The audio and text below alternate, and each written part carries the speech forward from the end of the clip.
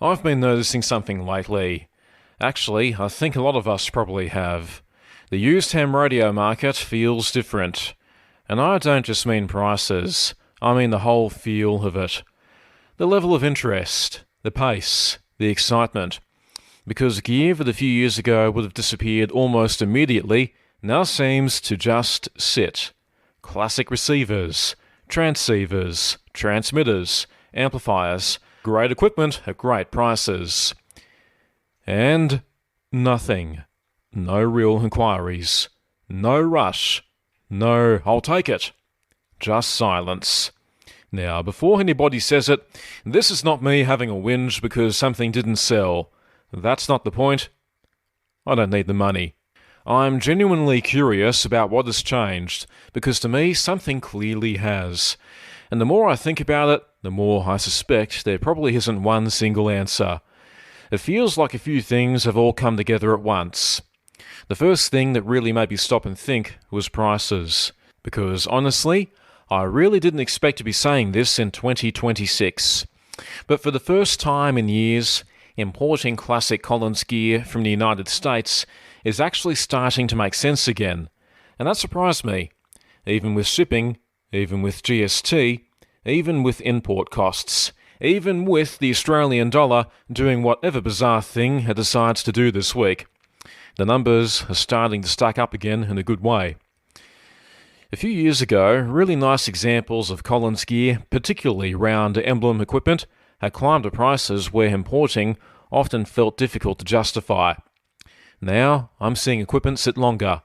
I'm seeing sellers accept offers. I'm seeing prices soften. And I'm seeing absolutely amazing examples becoming obtainable again, at prices I honestly did not expect to see. And if you think I'm imagining it, well, have a look at this for example. That doesn't happen in a red-hot market.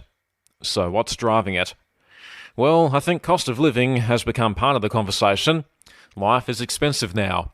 Mortgage repayments, rent, fuel, insurance, groceries, power bills. Everything feels more expensive than it used to. And for many people, what might have once been an easy purchase suddenly becomes maybe later, maybe next year, maybe when things settle down a bit. And honestly, that's understandable.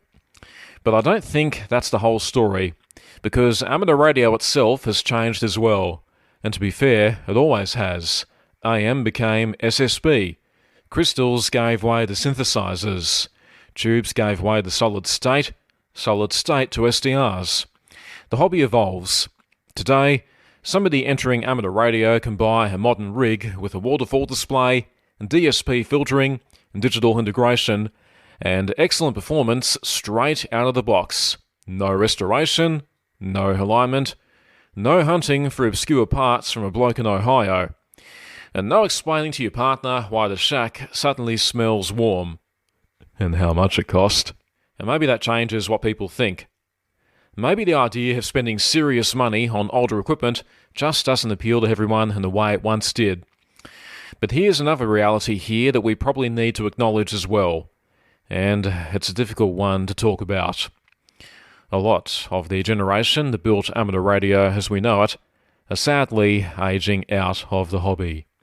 Some are downsizing, some are moving into retirement villages or smaller homes, and sadly, many are becoming silent keys.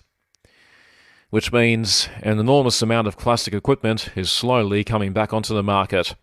Collins, Drake, Heathkit, big amplifiers, equipment that for decades represented the dream station. But at the same time, the next generation entering amateur radio often wants something very different. Again, not a criticism, just a reality. A newer operator today is far more likely to buy a modern SDR radio with a waterfall display than spend months restoring a 50-year-old receiver.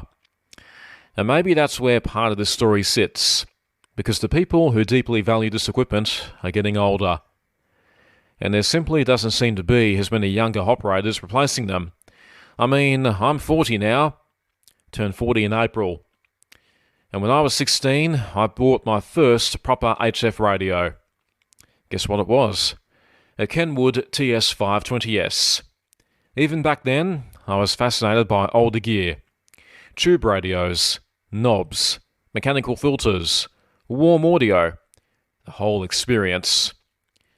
But if I'm honest, people like me seem to be the exception rather than the rule.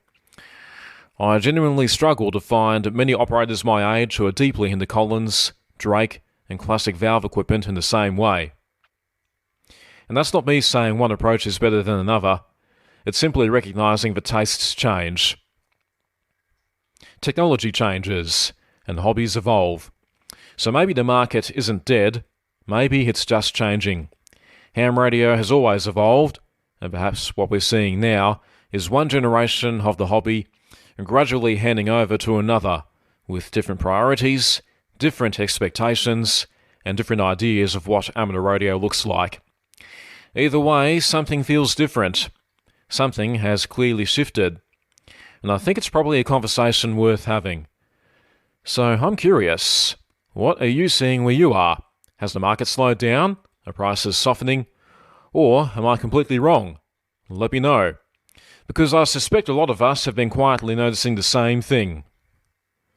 I'm VK3 USA. This is Real Ham Radio.